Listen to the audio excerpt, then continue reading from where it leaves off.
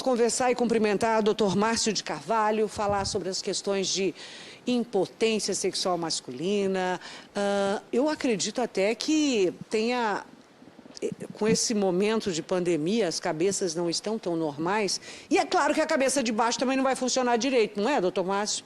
Mais ou menos isso? Boa tarde. Boa tarde, Cristina. Sempre bom estar aqui com você, com o teu público. Realmente é isso que você está falando. O movimento aumentou muito em relação aos problemas sexuais. É impressionante. Porque a cabeça, quando não está boa, o corpo não funciona, né? Essa é a verdade. Toda essa situação da pandemia, o pessoal fica mais tempo em casa, vamos dizer assim, às vezes faz uma autoanálise, pensa um pouco na vida, identifica seus problemas, e daí sim ele vê que possivelmente ele precisa de ajuda, né? E essa ajuda a gente quer fazer agora no programa, para você que está em casa aí. Eu queria começar perguntando uma das coisas que o brasileiro se importa muito, né? O brasileiro, especialmente, ele é o camarada que eu acho que mais se preocupa com o tamanho do pênis. E realmente isso tem importância? Cristina, vamos dizer assim, se a gente pensar fisiologicamente, né, vamos dizer assim, não há uma necessidade de ter pênis grande. Mas essa é uma preocupação muito frequente dos homens, né? Na verdade, se a gente pensar em tamanho, até um tamanho exagerado, pode até trazer determinadas desconfortos, né, na relação sexual. Mas o tamanho, reclama. Assim, não pode dizer que o tamanho não é documento para homem, mas infelizmente o homem ainda se importa muito com isso. Muitas mulheres, às vezes eu fiz uma enquete uma vez no meu site, e muitas mulheres falaram que importa o tamanho do pênis, sabe? É interessante isso. Por mais que às vezes muitos alegam que não, mas isso existe mesmo. O homem tem essa fascinação, né? Também uma coisa só para fazer cosquinha, ele não quer, né? Mas assim, aquela coisa exagerada também não. Porque, assim, conversando com o ginecologista, a profundidade da vagina é o quê? 13 centímetros. Então, além disso, é uma média, não é? De 13 centímetros a profundidade? Até 13 a 15 centímetros, ela dilata um pouquinho mais durante o estado de excitação, mas não é motivo. Mas existe esse, vamos dizer assim, o homem tem essa necessidade. Eles procuram você para aumentar o... Muitos, Cristina. Doutor? Muitos. A gente pode dizer, essa é uma pergunta, né? Vai aumentar o pênis? Não existem técnicas cirúrgicas bem aceitas, certo? Que possam compensar isso, que pode dizer que vai ter um aumento significante que a gente possa indicar. Senão, nós seríamos o primeiro a indicar. O urologista é o primeiro a indicar, porque ele lida com isso. Claro, se Muitas tivesse que se fazem isso são pessoas que não têm preparo para isso. Ou, às vezes, se subutilizam de materiais. Olha, tem essa bomba a vácuo que vai para aumentar o pênis. Não aumenta o pênis. Tudo mentira também. Isso, tudo conversa fiada. Remédio para aumentar o pênis. Não também existe não tem. isso. Não existe isso, né? Então, as cirurgias que existem hoje não são cirurgias aceitas porque não têm um bom resultado. Além de não ter um bom resultado, tem complicações. Eu já tratei várias complicações de tentativas, né, de outros colegas não especialistas que tentaram aumentar o pênis ou engrossar o pênis, né? Só dá mais problema, né? Muitos problemas. A gente já teve que operar alguns. Você sabe, doutor, que conversando com você, muitos homens pensam que a prótese peniana, assim como a prótese mamária, aumenta o nosso tamanho do peito. O contrário não acontece com o homem, porque não é para aumentar ou deixar ele mais grosso, nada disso. Exato. A prótese peniana tem uma função, né? Boa pergunta, Cristina. Na verdade é isso. A prótese serve para quê? Ela serve para fazer o homem ter condições de ter uma penetração. Só isso? Certo? Ele não vai aumentar o tamanho do pênis, né? Então, eu costumo comparar como um calçado. Se você calça 41, não adianta você botar 42 que vai ficar largo, ou você botar menor. Não adianta. A prótese também encaixa certinho no pênis do paciente. Ele tem lá o corpo cavernoso, são dois, né? São dois tubos para mantê-lo ereto, para fazer com que ele possa ter uma relação, que ele tenha uma penetração. Ou seja, a capacidade de sustentação dele vai ser mantida sempre. Ele nunca vai ter mais problemas de ter dificuldade para penetrar, algum problema colocando que ele vai ter. Com a prótese está resolvido tudo. E ela é colocada só em último caso, né, doutor? Também não é assim aleatoriamente. Depois de se esgotar todos os protocolos de tentar com medicamentos e tratamentos nós podemos dizer assim que a prótese é indicada em casos em que a pessoa não se adaptou aos tratamentos anteriormente propostos, certo? Ou tentou-se tudo, né? A gente tenta os outros tratamentos, tenta remédio, tenta usar a base de injeções no pênis que a gente utiliza. Qual o perfil desse homem que não funciona os tratamentos? Porque a maioria dos tratamentos que a gente conversa aqui funcionam muito bem. Exato. São pessoas geralmente acima de 50 anos, já tenho pacientes de 40 até 44 anos, 40 anos eu já operei também, mas que têm algumas complicações, vamos dizer assim, na sua saúde. Diabético, a grande maioria é diabético, ou já submeteu a cirurgia de próstata para câncer, ou tem curvamento peniano muito acentuado. Mas essas são as principais, vamos dizer assim, são doenças que estão ligadas ao homem, especialmente o diabetes, que acarretaram no homem algumas situações que o pênis já não consegue funcionar mais, não funciona, não consegue penetrar. Chega lá, doutor, faz 1 ano que eu não consigo ter uma penetração, 2 anos, 6 anos que eu não tenho uma penetração. E aí tenho sim, vontade, Cristina, e tenho vontade, eu tenho muito desejo. Tenho muito desejo pela minha parceira, gosto muito dela, quero ter relações e não consigo. Por quê? Porque o pênis não tem... O homem pode ter essa vontade, quer dizer, ele tem o desejo, a libido dele ainda existe, mas o pênis não levantar? Não consegue. Veja bem, o motor não está funcionando. Ele tem aquela vontade, tem desejo, os hormônios estão em dia, Sofre mas mais, o pênis não funciona, não funciona. Daí você tenta de tudo, tenta fazer vários medicamentos, não funciona nada, aí sim a gente, olha, a sua solução é a prótese peniana. E quando coloca a prótese, esses pacientes ficam muito satisfeitos. A parceira fica muito satisfeita. Por quê? Já tentaram de tudo, ficou muito tempo sem usar alguma coisa, ou não quis usar nada, eu não quero usar uma injeção no meu pênis. Esses remédios me dão efeito colateral. Então, eu me sinto mal tomando esse remédio, eu tenho que tomar para sempre esse remédio. Então, o gasto também é grande, ele vai gastando com o remédio. Então, ele quer ter uma solução, vamos dizer, definitiva. Eu quero arrumar minha vida sexual, o que eu faço? Tentei de tudo, já tentei várias coisas, não funcionou? É a prótese. A prótese vem como de entrada. O Viagra veio para o homem também ter uma ereção, é uma das linhas de tratamento. Mas aí a minha pergunta é o seguinte, se o homem não tiver vontade, tem algum tipo de tratamento para isso, para aumentar? Porque se você tomar um caminhão de Viagra, né, e não tiver vontade, não vai funcionar, é isso, então, né, doutor? Vamos lá, quando a pessoa tem falta de desejo, não tem vontade, o que implica? Implica, pode estar acontecendo uma alteração hormonal. Ele pode estar com algum tipo de alteração do hormônio masculino, que é a testosterona, pode estar baixa, isso recuperando isso. Dá para equilibrar, então? Dá para equilibrar. Pode ser que ele esteja tomando algum remédio, tá? Alguns remédios para tratar a pressão alta, a hipertensão, certo? Pode tirar a vontade dele também? Pode tirar o desejo e remédios para tratar a depressão.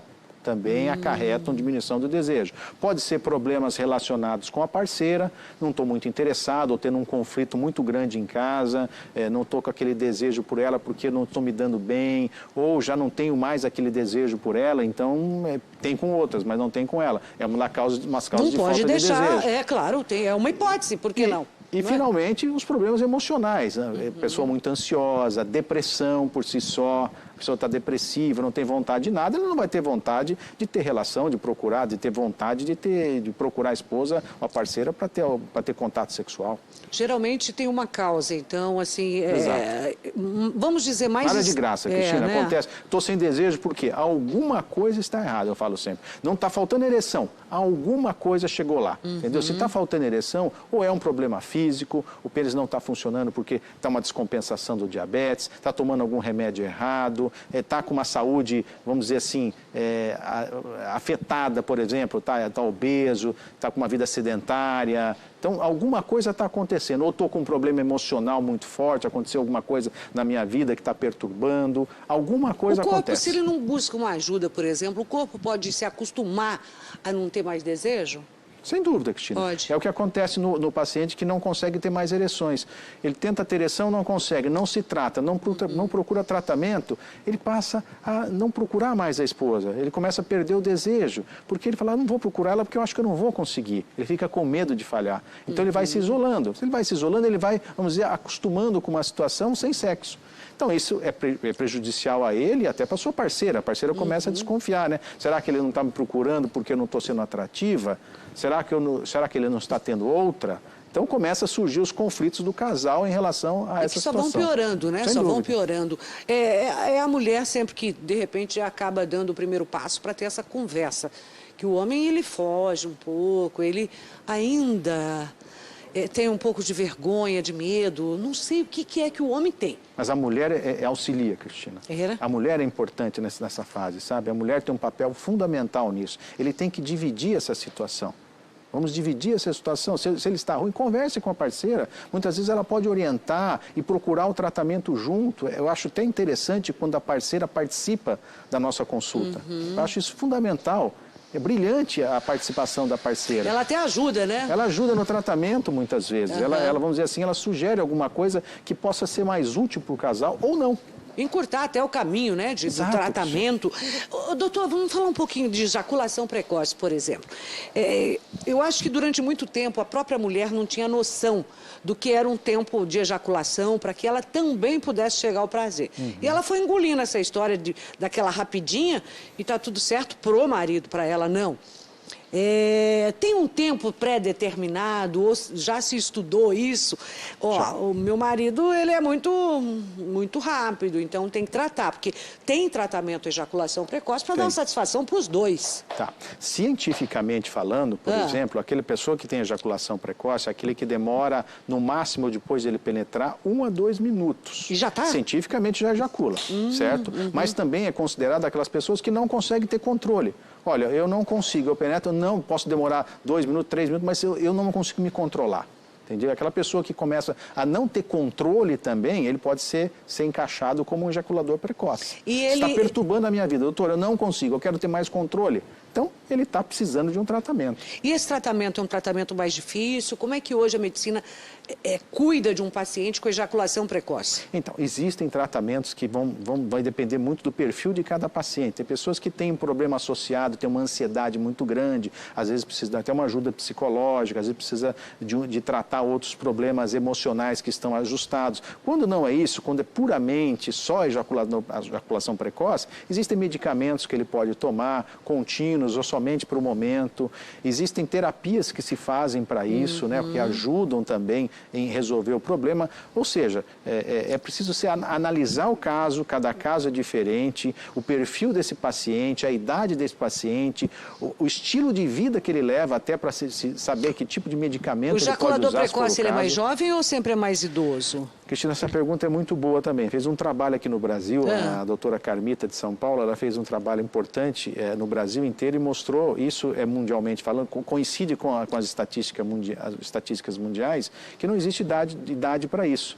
Pode ser jovem e existem pessoas acima de 50, 60, 70. Não existe uma idade específica que a pessoa apresenta a ejaculação precoce. Pode surgir em qualquer momento da vida, em qualquer pessoa, independente de raça, de condições sociais. Então, não consegue separar ninguém. O fato ele não ejacula precocemente porque ele é o bom da boca, não. Tem alguma coisa pegando ali. E tem pessoas que às vezes tinham controle o resto da vida e de repente, no momento, começou a perder o controle. E quando não tratar, isso aí pode trazer um outro problema maior? Com certeza, Cristina. Isso, vamos dizer assim... Impotência, por exemplo, é um candidato? Também, ele começa a não ter percepção do seu prazer, né? Além de, não vamos nem chegar no ponto da parceira, que a parceira vai ficar totalmente de lado nessa situação, porque ele não consegue... 2 minutos e já está não consegue dar prazer para a parceira. E isso fez com que o homem mudasse, né, esse paradigma de procurar ajuda. A esposa, ele começou a perceber que ele tinha que dar prazer para a esposa. Ele não pode ser tão egoísta a esse ponto. Mas pode, se ele de repente começa a ejacular muito rápido, praticamente ele não tem uma ereção plena. A ereção que ele tem já está ejaculando. Ele penetra, ele não consegue nem ter sensação sexual, entendeu? Ele não consegue ter esse prazer. Ele só ejacula, mas assim, é aquela coisa sem graça. Sem graça, exatamente. Então ele começa a ter esse problema da ejaculação, mais tarde ele começa a já não ter aquela ereção plena, ele fica cada vez com medo até de ter relações, com medo de ejacular rápido. Então eu não vou nem procurar ela porque acho que eu não vou conseguir. Vou ejacular muito rápido. Então começa também a evitar e aí começam a surgir também os problemas na ereção. Então, é frequente estar associado. Doutor, primeiro começou com a ejaculação, não conseguia controlar. E depois comecei a perder a ereção. É uma consequência, por isso que a gente sempre diz, né? Não demore para procurar ajuda, né? Sempre o especialista está lá para sanar esses problemas. Eu tenho uma pergunta aqui do seu Antenor, ele diz o seguinte, que ele está tomando remédio por conta própria, mas no começo até funcionou, agora não está funcionando mais. Pode ocorrer isso? Isso é frequente. A pessoa, o que acontece, Cristina, muitas vezes a pessoa acredita que a situação é muito simplista. Eu vou tomar esse remedinho aqui que um amigo meu tomou, que um vizinho tomou, que outra pessoa falou que foi bom para ele. Ou mesmo ele tomou lá, o médico avaliou ele lá e falou, experimenta tomar esse remédio. De repente o médico foi um pouco, não levou a fundo a situação dessa pessoa. Ele começa a tomar, ele se sente bem. Mas se não buscar a causa do problema, seja ele psicológico ou físico, vai chegar um momento que esse remédio não vai funcionar. Então vai chegar um momento em que ele vai chegar e falar, puxa vida, tentei usar esse remédio, tomei esse azulzinho aqui e agora não está funcionando mais. Tomei esse amarelinho aqui e agora não está funcionando mais. E daí o que acontece? Aí sim ele cai lá, doutor Márcio, olha, estou com o meu problema é grave. O senhor já teve caso como esse? Então quer dizer, chegou a esse ponto, ele poderia ter procurado ajuda antes, antes de ficar usando medicações que às vezes não tem um sentido para o problema dele. Tem que saber a causa e conversar, ter uma conversa franca, ter tempo para conversar, para poder investigar as causas e discutir os tratamentos. Só uma pergunta aqui que me chegou também, eu não sei... Hoje ainda faz operação de fimose, doutor? Sim, fazemos. Não é só em criança, fazemos em adultos, tudo. Né? A questão mais até de higiene, né? Algumas pessoas têm uma pele muito grande, acumula sujeira, né? Então faz bastante. E para criança, qual a idade ideal para se fazer a cirurgia? Não tem uma idade ideal. A fimose, por exemplo, numa criança é indicada quando ele começa a ter uma complicação, por exemplo, ele não consegue expor a ponta do pênis, a cabeça do pênis. Isso começa a causar irritação por dentro, começa a ter inflamação, começa a ficar vermelhinho, ou seja, é uma complicação. Ele não está conseguindo, existe uma complicação porque a pele já fica toda contaminada por bactérias, não consegue lavar direito, então aí sim você tem uma indicação para fazer a cirurgia. Qual é o maior medo do homem? Fazer uma cirurgia no caso, por exemplo, de hemorroida ou de fimose? Um adulto. A fimose ainda? Eu acredito que tudo que mexe no órgão sexual lá no pênis, olha, a pessoa tem um certo receio, né? Não digo só de cirúrgico também, só de falar na parte... a consulta já... Só de falar na parte íntima dele, falar em potência, em falar em intimidade sexual, também é uma coisa que tem aquele tabu, ele fica com medo, né? O exame de próstata mesmo? O exame de próstata é clássico, né? Não vou nem procurar o médico que ele vai querer me examinar, né? Então, existe esses tabus ainda que o homem tem. Eu acho que nós avançamos muito, né? Nós fizemos muitas campanhas. Esse programa também se propôs a falar muito sobre a importância do exame de próstata, ou seja, do toque, porque só o exame de sangue não pega realmente tudo. Então, assim, o 100%, a certeza de que você tem ou não um problema de próstata, só mesmo fazendo o PSA e também o toque. Não, falou tudo, se completam, tudo, né? Quando a pessoa só faz o exame do PSA, exame de sangue, ele pode fazer com que ele não faça o diagnóstico completo. 20 a 25% dos cânceres de próstata, PSA era normal. Nossa! 20 a 25%. É um número alto. Bom falar com você, tá? Sempre Espero bom, que você Cristina, volte, igualmente. porque é muito bom a gente se informar. Você, dona de casa, você que é mulher, ter prazer pleno, sim. Conversar com seu marido de forma aberta esse assunto. Tocar no assunto de buscar para os dois tratamento, porque está todo mundo meio que embaixo aí por conta de tudo. E fica mesmo. Agora, se já tem um probleminha, já está com baixa da libido, meu Deus do céu, aí a coisa não vai mesmo, né? Doutor, obrigada, tá, querido? Este é o doutor Márcio de Carvalho.